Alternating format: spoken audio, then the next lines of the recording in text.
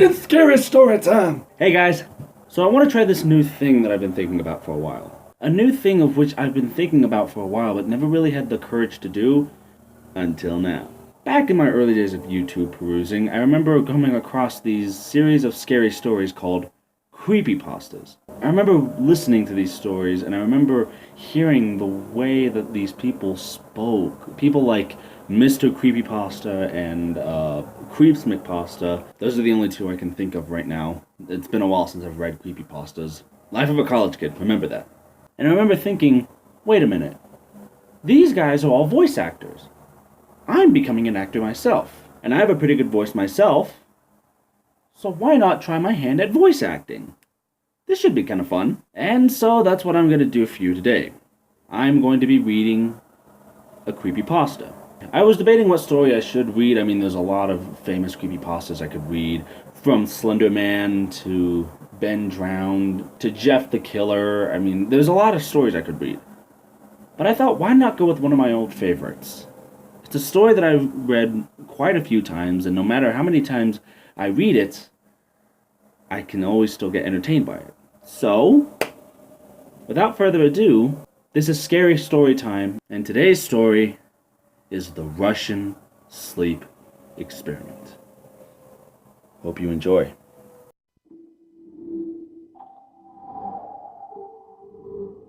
Russian researchers in the late 1940s kept 5 people awake for 15 days using an experimental gas-based stimulant. They were kept in a sealed environment to carefully monitor their oxygen intake so the gas didn't kill them, since it was toxic in high concentration.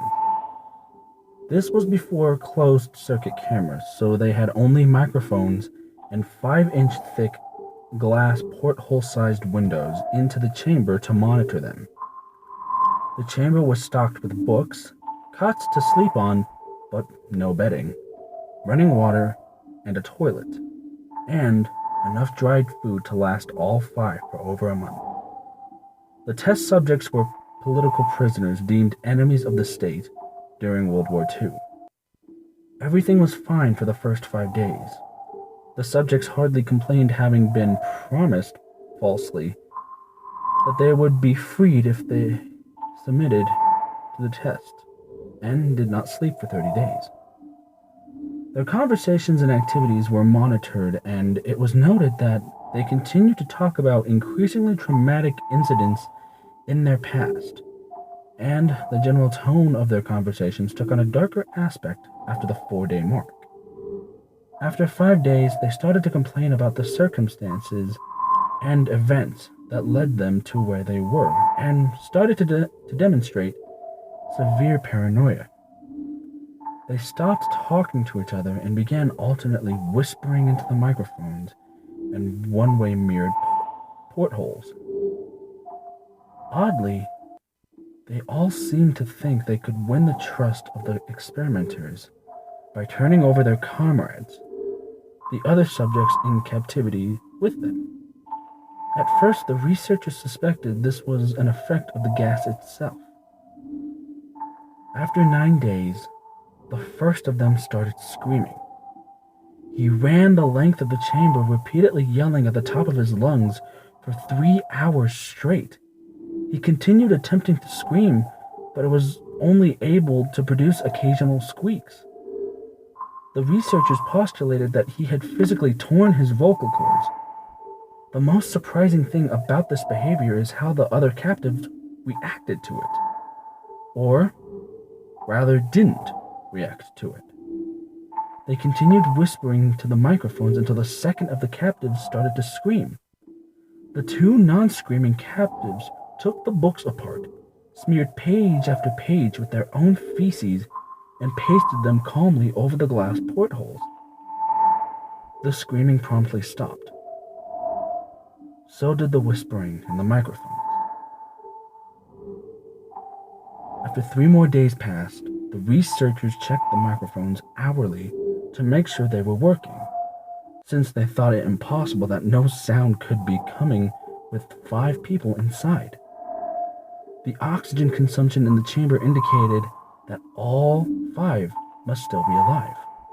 In fact, It was the amount of oxygen 5 people would consume at a very heavy level of strenuous exercise.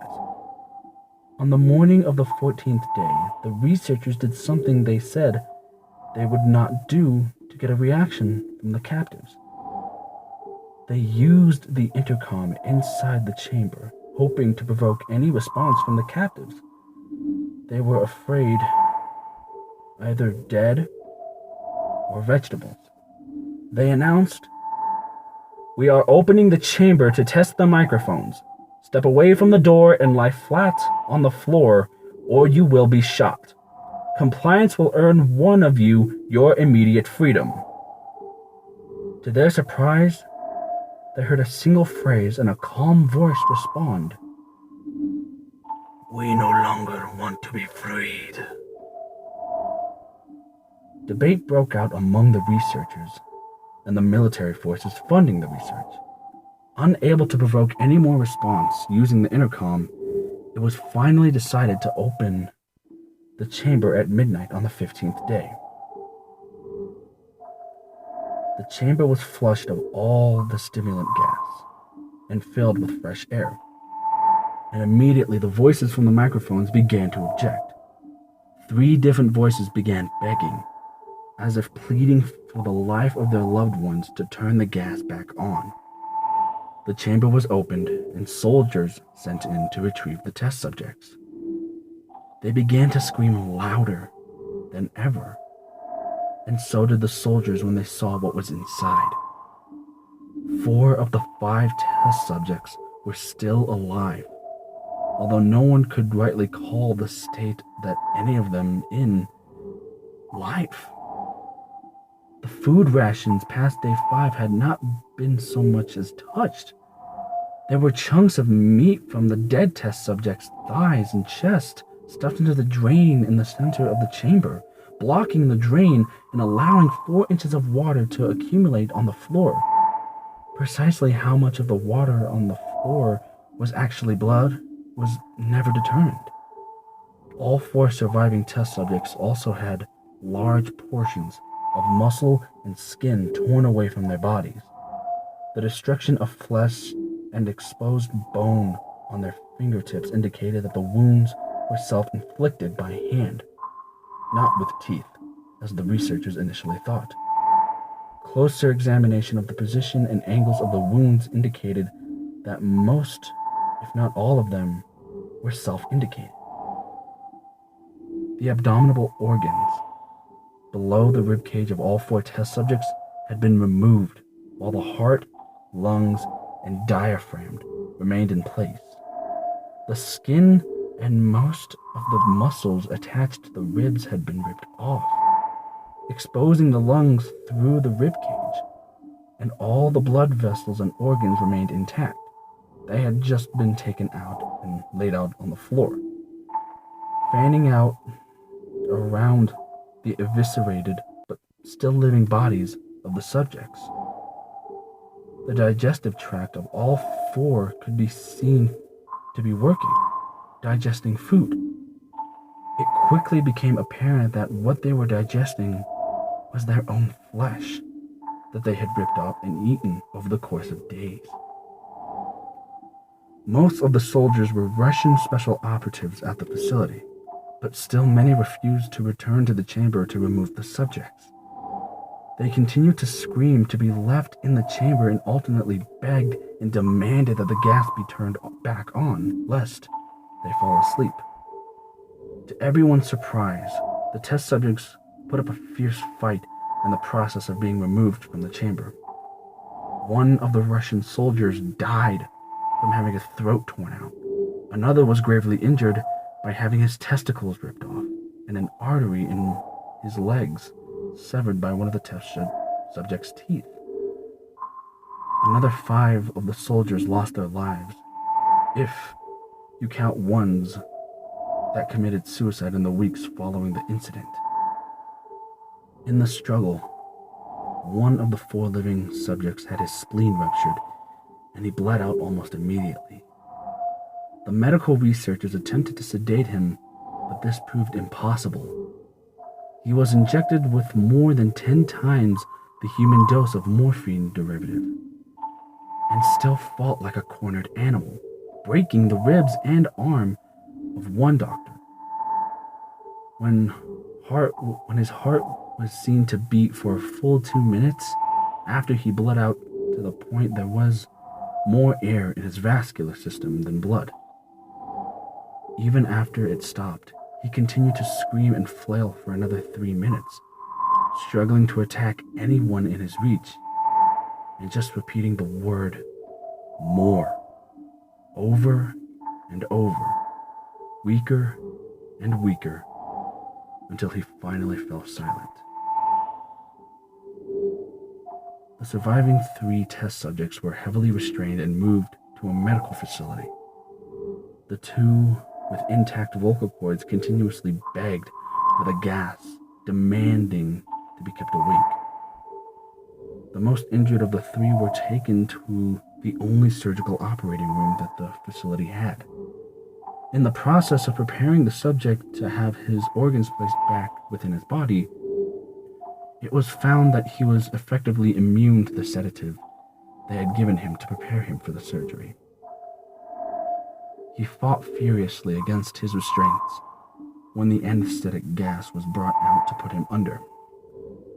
He managed to tear most of the way through a 4-inch wide leather strap on one wrist, even through the weight of a 200-pound soldier holding that wrist as well. It took only a little more anesthetic than normal to put him under, and the instant his eyes fluttered and closed, his heart stopped.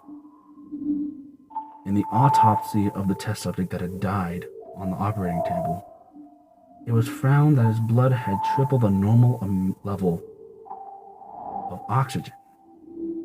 His muscles that were still attached to his skeleton were badly torn, and he had 9 broken bones in the struggle to not be subdued. Most of them were from the force of his own muscles that exerted on them. The second survivor had been the first of the group of 5 to start screaming. His vocal cords destroyed, he was unable to beg or object to any surgery, and he only reacted by shaking his head violently in disapproval when the anesthetic gas was brought near him. He shook his head yes when someone suggested, reluctantly, they try the surgery without anesthetic, and did not react for the entire 6-hour procedure of replacing his abdominal organs and attempting to cover them with what remained of his skin. The surgeon presiding stated repeatedly that it should be medically impossible for the patient to still be alive. One terrified nurse assisting the surgery stated that she had seen the patient's mouth curl into a smile several times whenever his eyes met hers. When the surgery ended, the subject looked at the surgeon and began to wheeze loudly, attempting to talk while struggling. Assuming this must be something of drastic importance, the surgeon had a pen and pad fetched so the patient could write his message. It was simple. Keep cutting. The other 2 test subjects were given the same surgery, both without anesthetic as well, although they had to be injected with a paralytic for the duration of the operation. The surgeon found it impossible to perform the operation while the patients laughed continuously. Once paralyzed, the subjects could only follow the attending researchers with their eyes. The paralytic cleared their system in an abnormally short period of time, and again they were soon trying to escape their bonds. The moment they could speak, they were again asking for the stimulant gas. The researchers tried asking why they had injured themselves, why they had ripped out their own guts, and why they wanted to be given the gas again. Only one response was given. I must remain awake. All 3 subjects' restraints were reinforced and they were placed back into the chamber awaiting determination as to what should be done with them. The researchers, facing the wrath of their military benefactors for having failed the stated goals of their project, considered euthanizing the surviving subjects. The commanding officer, an ex-KGB, instead saw potential and wanted to see what would happen if they were put back on the gas. The researchers strongly objected, but were overruled. In preparation for being sealed in the chamber again, the subjects were connected to an EEG monitor and had their restraints padded for long-term confinement. To everyone's surprise, all three stopped struggling the moment it was let slip that they were going back on the gas. It was obvious that at this point, all three were putting up a great struggle to stay awake. One of the subjects that could speak was humming loudly and continuously. The mute subject was straining his legs against his leather bonds with all his might. First left, then right, then left again for something to focus on. The remaining subject was holding his head off his pillow and blinking rapidly. Having been the first to be wired for EEG, most of the researchers were monitoring his brainwaves in surprise.